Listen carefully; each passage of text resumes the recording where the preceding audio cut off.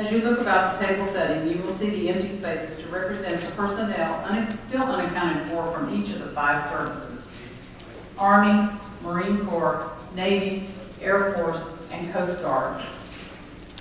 The table set for 6 is small. It symbolizes the frailty of the prisoners against their oppressors.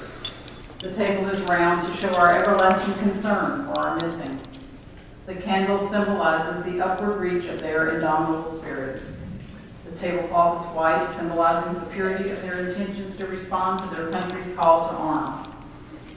The red rose displayed in the vase reminds us of the life of each of the missing. The yellow rose displayed reminds us of the lives of their loved ones who had to go on without knowing their fate. The white rose is for those who witnessed tragedy and destruction and who are unable to fully return to us even though they are physically present. The red ribbon on the vase is a symbol of our continued determination to account for our missing. A slice of lemon is on the plate to remind us of their bitter fate. There is salt on the plate to represent the tears shed by both the missing and the families who still seek answers. The Bible is there as a symbol of the strength gained through faith, which sustains those lost serving our country, founded as one nation under God, the author of freedom. The glasses will be inverted. They cannot toast with us today. The chairs are empty. They are not here. The American flag represents the unfailing patriotism of our comrades in arms and all Americans who wait for their return. All of you who served with them and called them comrades, you who depended on their might and aid and relied on them, do not forsake them. Pray for them and remember. This table is our way of recognizing those who are missing from our midst. We call them brothers. They are unable to be with us, so we remember them. This year in North Carolina, we were able to bring home 2 of our missing, and now for the very last time, I'll read about them. We brought home Donald Monroe Shue, United States Army from Kannapolis, North Carolina, country of lost Laos, November the 3rd, 1969. Donald Shue was attached to the Military Assistance Command Vietnam Studies and Observation Group. The teams performed deep penetration missions and strategic reconnaissance and interdiction, which were called Shining Brass or Prairie Fire missions. It was on one of these missions that Shue, along with 2 other team members and 2 Montagnards, those are the mountain fighters who helped our military during the war, went missing after being attacked while on patrol inside Laos. 4 other Montagnards escaped after the attack and were able to report back to camp. They stated that Shue was alive but had received shrapnel wounds from a fragmentation grenade. A recovery team could not reach the site until 11 November. There they found gear identified as belonging to 3 of the Montagnards and Shue. They had all been classified as missing in action. Ralph Joseph Reno, United States Army Special Forces, Fayetteville, North Carolina, country of lost, South Vietnam, 3 July 1966. Master Sergeant Ralph Joseph Reno was a passenger on board a CH-34 helicopter which crashed and burned in northwest Quang Tinh Province, South Vietnam. The helicopter landed in a very difficult and hilly area about 5 miles from the Laos border. Search missions were conducted from 4 July to 8 July, and bodies of all crew on board the aircraft were recovered except of that of Master Sergeant Reno. During the search, Reno's rucksack was recovered, but no other items belonging to him were seen. The Army determined that there was little chance that Reno survived and classified him killed, body not recovered. The helicopter apparently did not crash due to enemy fire and his loss was listed as non-hostile, non-battle related. Charlie Gray Lewis, United States Army, 173rd Airborne Brigade, hometown Fayetteville, North Carolina. Country of lost, South Vietnam, 17 May 1967. Charlie Gray Lewis, E7, was assigned to Company D, 16th Armor, 173rd Airborne Brigade. On 17 May 1967, he was acting as platoon leader during a combat mission when the armored personnel carrier in which he was riding fed a pressure-tight mine on a concrete bridge. The explosion caused the APC to overturn and was engulfed in flames. Lewis was pinned underneath the vehicle and attempts to remove him were unsuccessful. When the vehicle safely could be approached for examination, it was discovered that any remains relating to Lewis had been destroyed by the fire. In 1973, Lewis' status was listed as killed, body not recovered. He is listed with honor among the missing because no remains were found. His case seems quite clear. For others who are listed as missing, resolution is not as simple. Remember, Charlie Gray Lewis He is remembered on Panel 1 East, Road 21, or Road 121.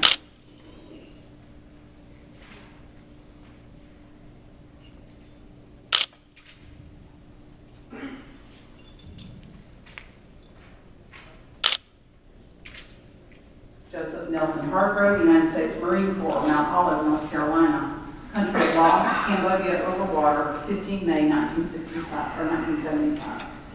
Joseph Hargrove was assigned to the 2nd Battalion, 9th Marines, 3rd Marine Division during the final evacuation of the crew of the U.S. merchant ship Mayaguez after it had been seized by the Khmer Rouge in the Gulf of Siam on 12 May.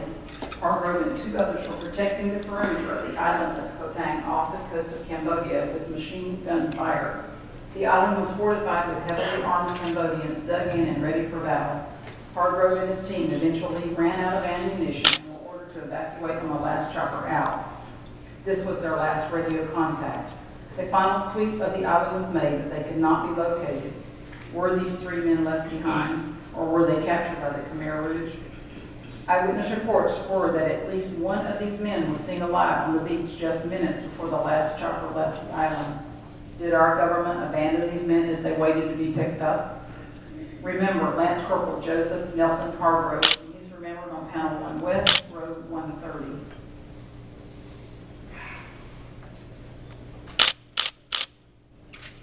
Litchfield Patterson Hewitt, United States Navy, Warsaw, North Carolina. Country of loss, South Vietnam over water, 27 February 1967. Lieutenant Litchfield Hewitt was a pilot assigned to Helicopter Support Squadron 1, Detachment Lima, on board the aircraft carrier USS Bonhomme Richard in 1967. The Bonhomme Richard CVA-31 saw early action in the Vietnam War. A World War II Essex-class carrier, she was on station participating in combat action against the communists as early as 1964. Her aircraft carried the first Walleye missiles when they were introduced in 1967. In November 1970, the carrier completed its 6th combat deployment and was scheduled for decommissioning by mid-1971. On 27 February 1967, as the helicopter was launched from the carrier, Lieutenant Huey, along with his 4-man crew, the tail-lifted high, flipped and partially recovered just prior to striking the water. Upon impact, the helicopter broke apart. A search helicopter was on the scene immediately and was later aided by 2 Navy destroyers. The search was terminated with negative results.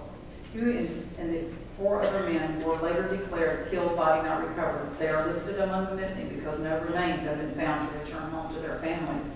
The incident was also listed as non-combat related. The crew of the UHP-2 did not survive the February 27 incident. Their families have accepted that their loved one will not be returning home. We will not forget their sacrifice. Remember Lieutenant Litchfield Patterson Huey. He is remembered on Panel 15 East, Road 106.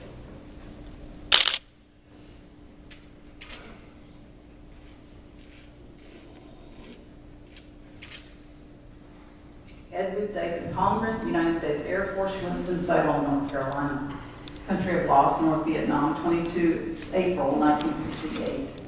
The F-111 was first used in Southeast Asia in March 1968 during Operation Combat Lancer and flew nearly 3,000 missions despite frequent periods of grounding. The F-111 was grounded for several months because of excess losses of aircraft. By 1969, there had been 15 F-111s down by malfunction or enemy fire. Lieutenant Colonel Edwin D. Palmgren, along with a crew member, took off on the 428 Tactical Fighter Squadron at Ivan Air Base, Thailand, to fly attack missions against the Mai Li Highway ferry over Dai Gang along Route 101. They were to fly over very heavily defended areas of Laos at rather low altitude. Radio contact was lost during the mission, and after 4 days of searching, no wreckage was ever found. The lost coordinates are located near Phnom Penh, Laos, although the 2 men are listed as missing in action in North Vietnam. The F-111 missions were hazardous, and the men who flew them were brave and skilled. Lieutenant Colonel Palmgren and his crew member are 2 of 14 as listed as missing from F-111 missions from 1968 to 1973. Remember, Lieutenant Colonel Edwin Palmgren. He is remembered on Panel 51 East, Road 32.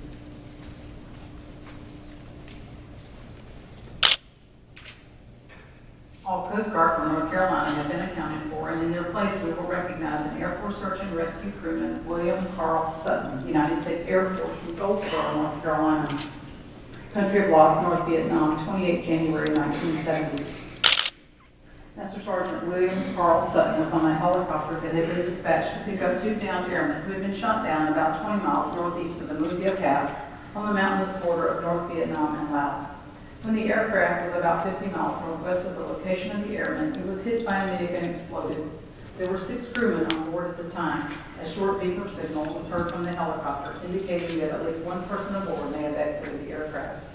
In December 1988, Vietnam returned a number of remains they stated were bodies of the 2 downed airmen and one of the crew of the helicopter. The others, including William Carl Sutton, have not been accounted for. Remember, Master Sergeant William Carl Sutton, and he is remembered on panel 14 West, row 77.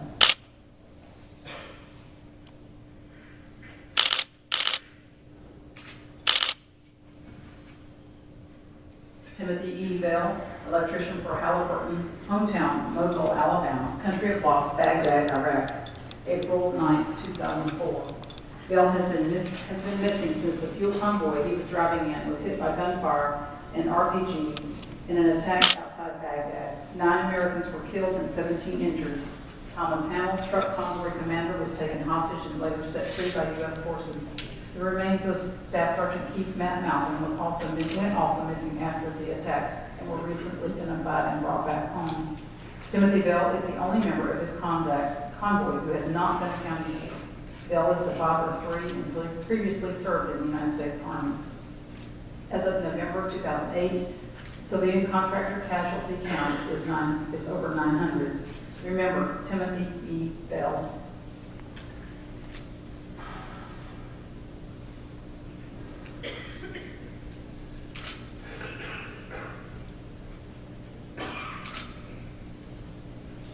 And I would like to introduce to you Becky LaLush.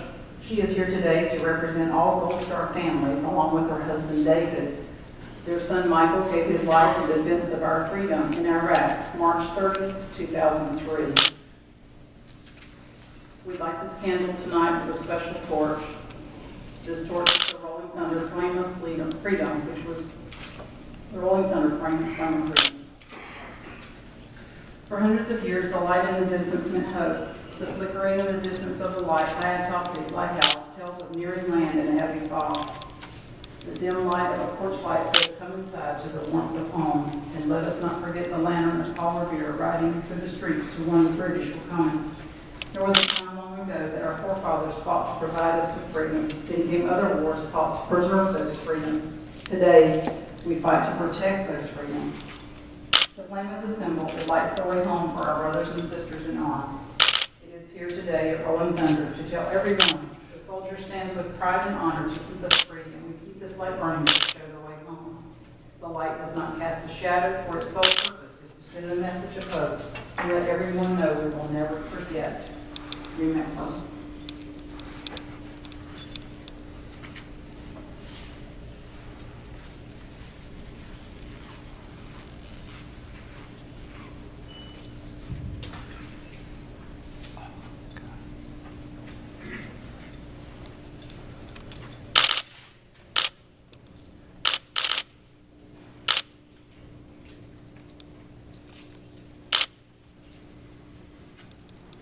Decal, left, forward,